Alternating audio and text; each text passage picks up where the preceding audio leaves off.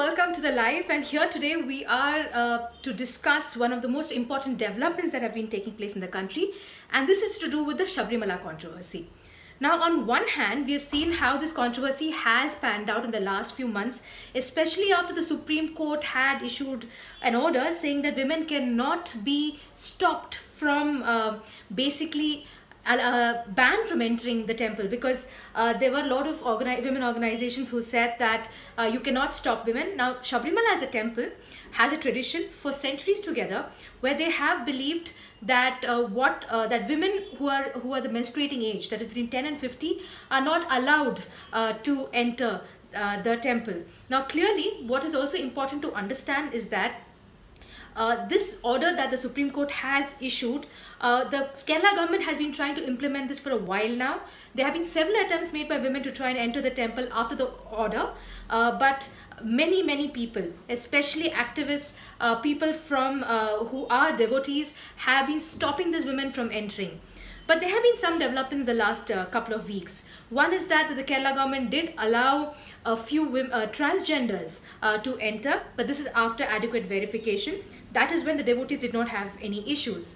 But this morning, around 3:45 in the morning, two women, Bindu and Kanakadurga, they entered the temple, they offered their prayers to Lord Ayyappa, and they left the place. And they are the first two women to have entered the Sabarimala temple after the order. Now, this is a very important development, because the temple of Sabarimala, or the Ayyappa temple, people believe, the devotees believe that Ayyappa is celibate, and he's not allowed to, he does not like women who are between the age of 10 and 50 to be his devotees. So children who are below the age of 10 and women above the age of 50 are the only ones who are allowed. They have been maintaining this, but as on today, that tradition has been broken. But there's another important development where the temple authorities immediately, they shut down the temple and they performed what is called a cleansing ritual. Now, this, they said, is for the purification, because they felt that the women who entered have corrupted the religious practices, the beliefs of the thousands and lakhs of Ayyappa devotees. Now, today here in print, we are answering a lot of questions that are coming up. One of the most important ones is the one that has been a part of debate that we have seen, is number one, where Kirti Sharma asks that some people say that the police hoodwinked the devotees by saying that these two women were transgenders. Is it true? Now, this is there are two things to this. Number one is that this is being said especially by the hardcore Ayyappa devotees. Also, you have seen that there are various organizations and platforms that were formed. There were human walls that were formed. Now, this human wall is different from the women's wall that we saw yesterday. These human walls are of devotees who did not allow women who tried to enter Sabarimala. They are the ones who are saying that when last week a set of transgenders had come, the same excuse was used by the police to let these two women enter, and they actually hoodwinked the devotees on their way to Sannidhanam, or the sanctum sanctorum. But the police have been extremely tight-lipped about this. They only said that they have provided protection. But the Chief Minister of Kerala, Mr. Pinarayi Vijayan, also saying that any woman who wants to enter will be given protection, and the police have done just that. There is a viral video that is going around where the women are accompanied by plainclothesmen. They are also they're in civil clothes, and they accompany the women to a certain place. So whether they have hoodwinked or not, it's for the police to answer as of now. But at the same time, what is important to understand is that they were trying to break a tradition, and that is something that they tried to do. Now, Arjun Singh asks this question, whether purification is necessary.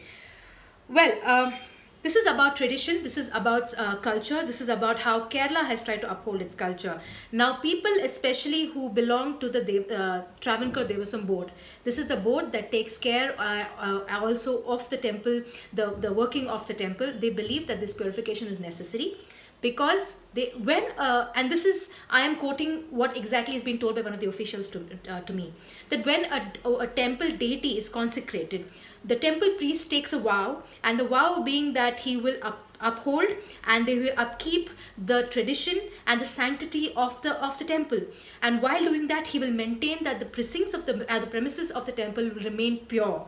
Now, according to them, this is something that they claim is impurity. This is something that has gone against religious beliefs. This is something that has broken their religious beliefs, and that is why it is necessary to purify the surroundings. And this is not the first time that has happened. Every time they have had this kind of breach, they have gone about this purification process.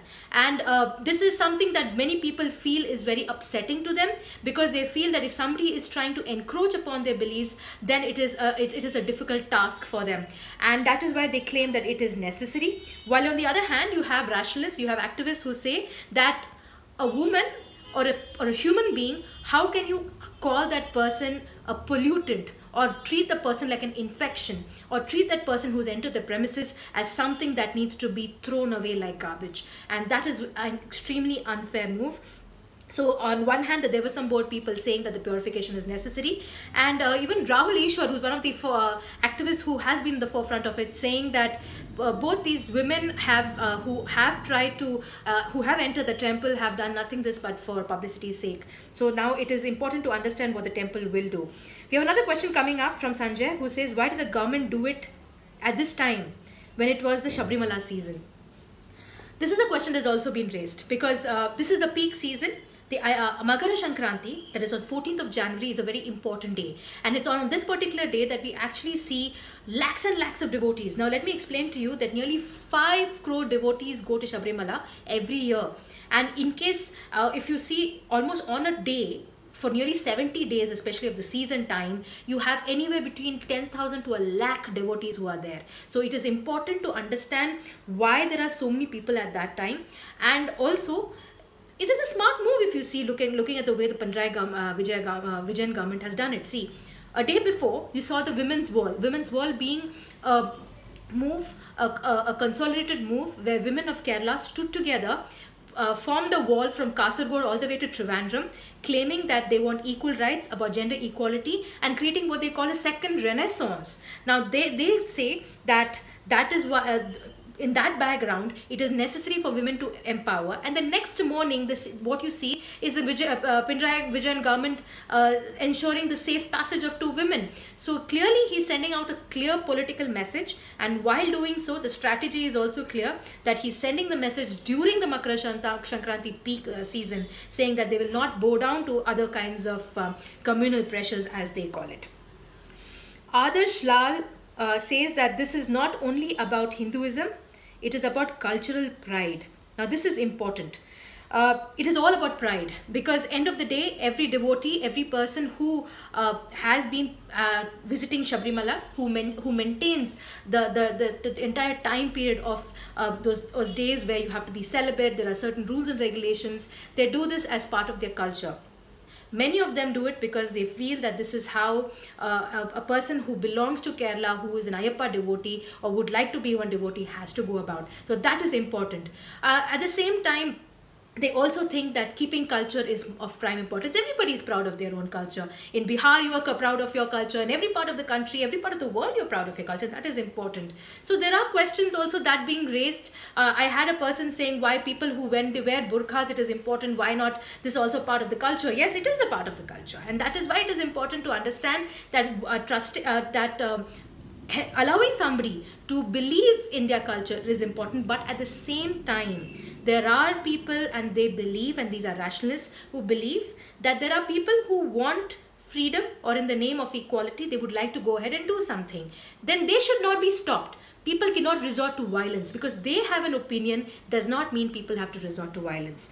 So these are some of the questions that we have been taking. But at the same time, we've also had several questions about the entire controversy of Sabarimala, whether the 2 women entering, whether they had tried earlier. Yes, they have. Bindu especially. Now, Bindu is somebody who has been an activist. She's a lawyer by profession, and she has tried entering somewhere in December. When she spoke to me also, she said so.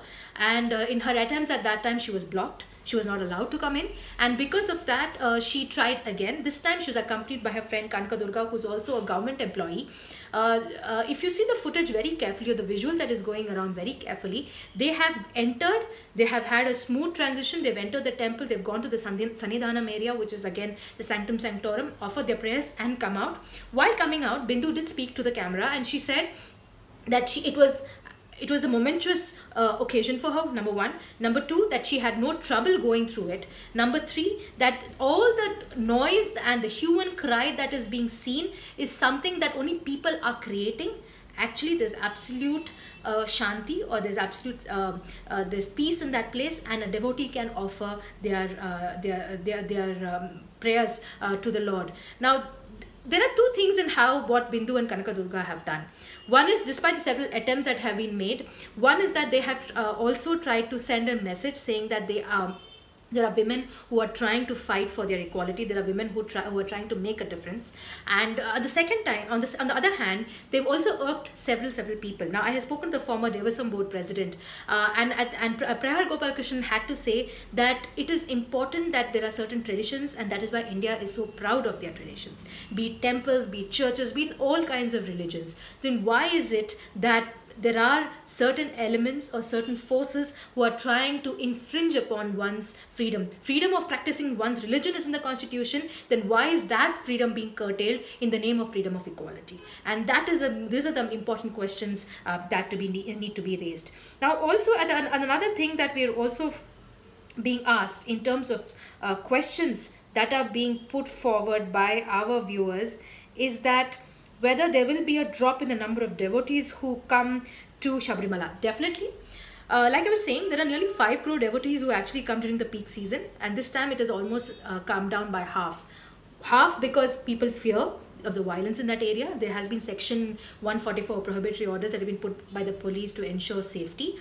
On the other hand, it's also about people feeling that the sanctity of the temple that they believe in has been compromised. So there are two things to that. There are a lot of earnings and a lot of money that is associated, nearly 300 crores that is collected on an annual basis by the temple, and that will come down. And so clearly now at this point of time, the Devasam board taking some important decisions very soon as to, number one, what will be the next strategy now that they have seen that somebody has breached their beliefs. Number two, what the government will do, because the government has made a point, one through the women's wall, and secondly also through through this particular movement. I just got a question here by Nitin Parikh. Now he says, I think BJP's opportunistic agenda has exposed PM Modi, and I think BJP's opportunistic agenda is exposed. PM Modi should have explained it in yesterday's interview was given to ANI. What's your take? Now this is important. Now the role of the BJP also in such kind of incidents and events also pan out, because this is not just about somebody's belief in a religion. It has also got a political color to it, how much ever people say they don't. Now the BJP has been trying to take a stand, and they have taken a stand, especially when it comes to the Sabarimala controversy, saying that it is they oppose it, number one, and it is against Hindu belief, Hindu Rashtra, Hindu Dharma. And they have said that and they also have backed several campaigns which say ready to wait. Now ready to wait is a campaign where women who say they're ready to wait till the age of 50 to go and actually offer their praise in Sabarimala. The BJP has been a part of hartals. We've seen how they have tried to have a statewide hartal to put in place. They're also looking at whether they can possibly earn the hearts and votes of people in Kerala because of this. I'll continue with this, but there's also one question coming from Pratik saying, is this not an atrocity by not letting women to enter if they want to? Why with a burqa? I will take that question, but let me just finish off the BJP agenda part, where the BJP has tried to make inroads in the state of Kerala. It is important to understand the political fabric, because on one hand you have right-wing forces and the left-wing forces contesting with each other. The RSS and the left, especially the CPM, have had one of the toughest battles in various, especially in northern Kerala, and the BJP is trying to win hearts and votes of people. They hoped that this will, by supporting the Sabarimala issue, they will be able to take it forward and people will support the BJP and the NDA. But that does not seem to have happened, because the local body elections that took place especially in particularly around Malappuram area, clearly showed that one is that the people voted for the left. Secondly, the BJP did not do very well. Clearly that this whole agenda didn't seem to work. So they will have to look at another strategy, or possibly a development strategy. And that is where Prime Minister Narendra Modi will have to come across and come up with a strategy for Kerala. It's very soon that this, in a couple of weeks, you'll actually see Modi in Kerala himself, part of kickstarting his series of Lok Sabha campaign trail, and he'll be doing it in Kerala. Now, in terms of the question that was just posed of why should they have worn a burqa. Let me tell you, they were not wearing a burqa. They were actually wearing they were wearing a salwar suit, covered their hair with a black cloth. Black is something that people who are devotees, who are associated with, they actually wear. And they covered their head and they entered the place. Yes, that was also a part of security. That must have been a part of the police briefing that was given to them. It is not atrocity, but yes, there was a fear for their lives, because they were the first ones to enter. So they should give them that much to try and see that they go in and come out safe. So I guess that's all we have in terms of questions coming in. We will try and answer all your questions here at the print. Do keep continuing to ask us questions on Twitter, on YouTube, as well as on our Facebook links at the print. Don't forget to like this and share this particular video, as well as all the stories that are published on the print. So here at the print, thank you so much for listening to us, and keep sending us our questions. Thank you.